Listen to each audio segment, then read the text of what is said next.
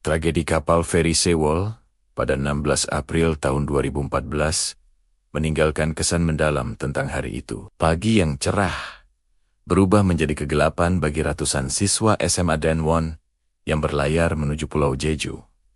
Awalnya, mereka penuh tawa dan canda, menikmati momen kebersamaan sebelum perpisahan di sekolah. Namun, manuver tajam kapal Sewol mengubah semuanya. Feri raksasa itu mulai miring, barang-barang berhamburan, dan tawa berubah menjadi ketakutan. Suasana di dalam kapal berubah drastis. Perintah dari pengeras suara terdengar. Tetap di tempat kalian. Jangan bergerak. Tetap di kabin. Siswa-siswa patuh, memakai jaket pelampung, duduk rapi, menunggu instruksi lebih lanjut. Namun, kepercayaan mereka pada orang dewasa menjadi petaka. Kapten kapal dan awak senior malah melarikan diri dengan skoci penyelamat, meninggalkan ratusan anak terperangkap di dalam labirin baja yang perlahan tenggelam ke laut. Yang dingin, tragedi kapal Sewol menjadi salah satu peristiwa yang paling memilukan dalam sejarah Korea Selatan. Peristiwa ini tidak hanya merenggut ratusan nyawa, tetapi juga mengungkap berbagai kelalaian yang seharusnya dapat dicegah. Tragedi ini menyisakan luka mendalam dan menjadi pelajaran penting bagi dunia transportasi. Tragedi kapal Sewol terjadi pada 16 April tahun 2014. Saat kapal feri ini tenggelam di perairan Korea Selatan. Kapal yang berlayar dari pelabuhan Incheon menuju Pulau Jeju ini mengangkut 476 penumpang, termasuk kru dan 325 siswa SMA Danwon yang tengah melakukan perjalanan studi. Sayangnya, perjalanan yang seharusnya menjadi pengalaman berharga bagi para siswa berubah menjadi tragedi kelam. Penyebab utama tenggelamnya kapal ini adalah renovasi yang tidak sesuai standar keselamatan. Kapal Sewol dimodifikasi untuk menambah kapasitas muatan. Namun, perubahan tersebut mengganggu keseimbangan kapal. Dengan stabilitas yang menurun, kapal menjadi rentan terhadap guncangan kecil sekalipun. Muatan yang dibawa juga tidak diikat dengan benar.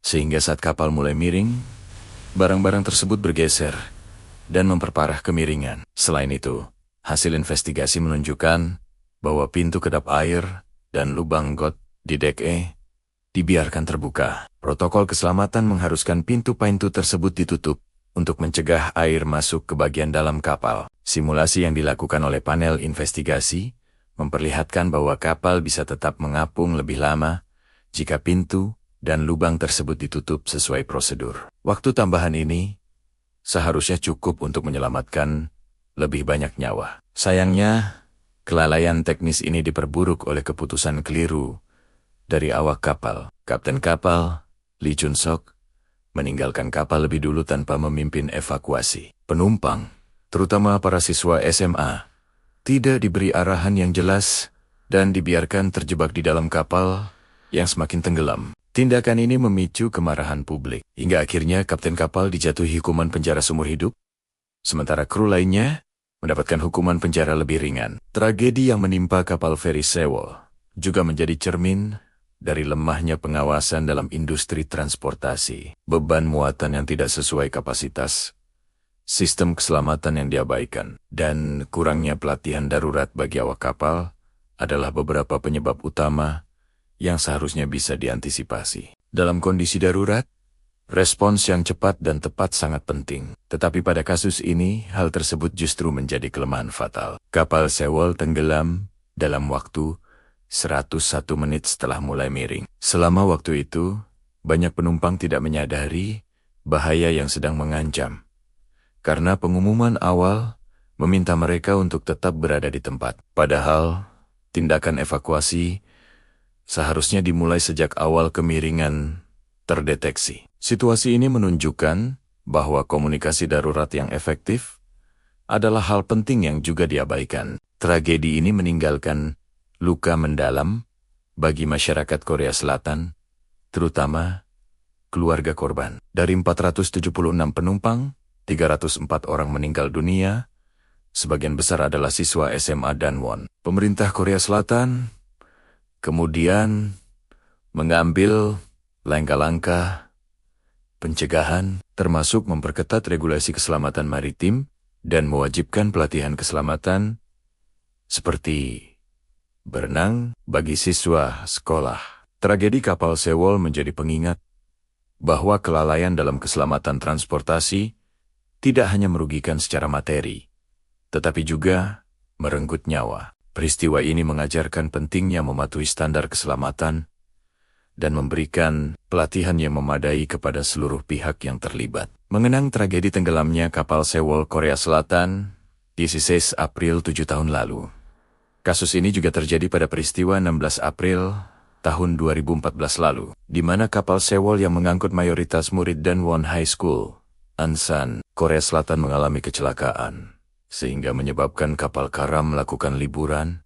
Memang menjadi kegiatan yang menyenangkan bagi setiap orang. Dengan mengambil waktu untuk berlibur, bisa merasakan suasana baru yang lebih segar dari biasanya, sehingga rasa penat dari aktivitas keseharian dapat sedikit terobati dengan melakukan perjalanan liburan bersama. Bukan hanya dilakukan bersama keluarga. Perjalanan liburan ini biasanya juga menjadi agenda rutin sekolah untuk memberangkatkan satu angkatan murid dalam kegiatan study tour. Selain untuk memberikan suasana baru yang menyenangkan bagi para murid, kegiatan ini juga dimaksudkan agar murid bisa belajar dari lingkungan sekitar, sehingga fungsi edukasi dan rekreasi bisa didapatkan secara bersamaan. Meskipun begitu, dalam perjalanan liburan ini tidak luput dari berbagai peristiwa yang mengancam keselamatan. Terdapat banyak kasus rombongan wisata yang mengalami kecelakaan transportasi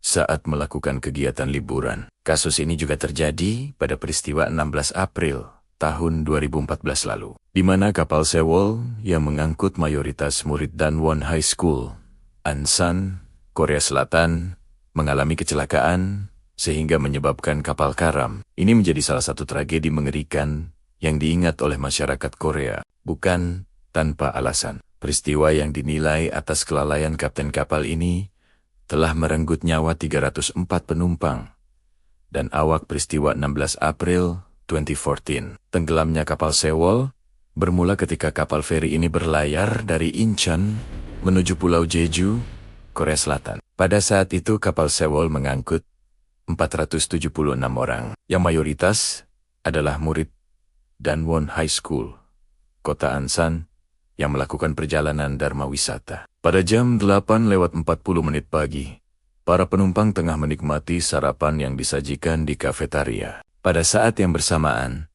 kapal memasuki Selat Maenggol yang terkenal memiliki arus bawah laut yang kuat. Tak lama saat memasuki anjungan, kapal dikendalikan oleh third mate yang belum berpengalaman dan harus menghadapi perairan paling menantang. Kemudian, tiba-tiba, kapal berbelok tajam, miring, lalu terbalik. Beberapa saat akhirnya kapal karam di lepas pantai Pulai Jindo.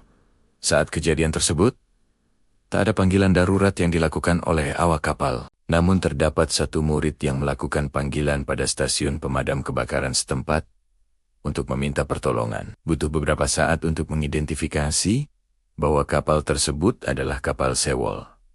Setelah itu, beberapa kala dan helikopter penyelamat bergegas mendatangi lokasi untuk melakukan penyelamatan. Bukan hanya itu, puluhan tentara dan ratusan penyelam dikerahkan untuk mencari penumpang dan awak kapal yang menjadi korban. Proses penyelamatan ini juga mendapat bantuan dari kapal perang Amerika Serikat, USS Bonhomme Richard, yang sedang berpatroli di kawasan tersebut. Dari hasil penyelamatan, sebanyak 304 penumpang dan awak kapal ditemukan dalam keadaan tak bernyawa, dan hanya 172 orang yang berhasil selamat. Pada peristiwa 16 April tahun 2014, yang melibatkan tragedi kecelakaan kapal Sewol tersebut, Kapten kapal Lee Chun-sok menjadi sasaran hujatan dari masyarakat Korea Selatan. Pria yang berumur 69 tahun tersebut dianggap pihak yang bertanggung jawab atas kelambatan evakuasi saat peristiwa tersebut terjadi. Proses evakuasi baru dilakukan setengah jam sejak alarm darurat dibunyikan.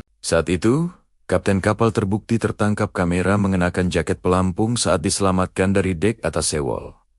Ia bahkan sengaja meninggalkan kapal yang terbaring dan mengabaikan kepanikan para penumpangnya. Saat ditanya mengenai evakuasi yang lambat, Lee berdalih bahwa ia khawatir para penumpang akan hanyut jika mereka meninggalkan kapal tanpa kondisi yang tepat. Namun bukti terakhir justru menunjukkan bahwa sebagian penumpang yang selamat adalah mereka yang memilih terjun ke laut. Sementara penumpang yang mematuhi perintah kapten dan diam di kapal menjadi korban yang tidak selamat. Selain itu, Lee sempat menjelaskan bahwa sebelumnya ia sudah memberikan instruksi mengenai rute pada awak kapal. Kemudian ia izin untuk pergi ke kamar tidurnya, dan terjadilah kecelakaan yang menewaskan ratusan orang tersebut. Ditemukan banyak jasad berdesakan di ruangan kapal pada peristiwa 16 April tahun 2014 saat kapal Sewol mengalami kecelakaan dan mengakibatkan kapal karam.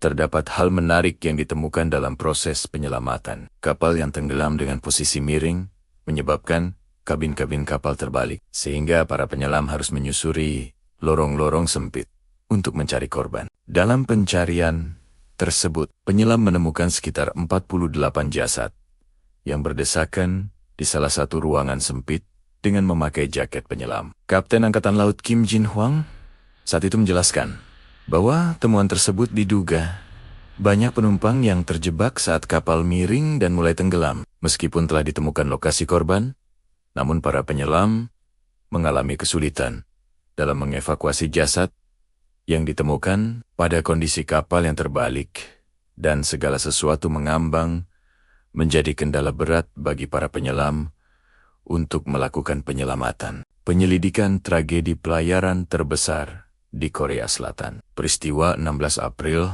tahun 2014 yang melibatkan tenggelamnya kapal Sewol ini dinilai sebagai tragedi terbesar di dunia pelayaran Korea Selatan. Hal inilah yang mendorong dilakukannya penyelidikan guna mengungkap kesalahan yang menjadi penyebab peristiwa ini, termasuk dugaan modifikasi kapal yang kemungkinan berpengaruh pada keseimbangan kapal. Ternyata ditemukan bahwa modifikasi itu telah dilakukan pada tahun 2013 setelah Sewol dibeli oleh perusahaan Jepang. Hasil modifikasi tersebut memungkinkan penambahan kapasitas penumpang dari 804 menjadi 921 orang. Dalam penyelidikan tersebut, aparat juga telah menahan kapten dan awak kapal untuk dugaan penyelidikan kriminal. Selain itu, penyidik juga mencari 20 organisasi yang berafiliasi dengan operator kapal feri tersebut, termasuk menggeledah rumah Yu Byung-yan, seorang miliarder,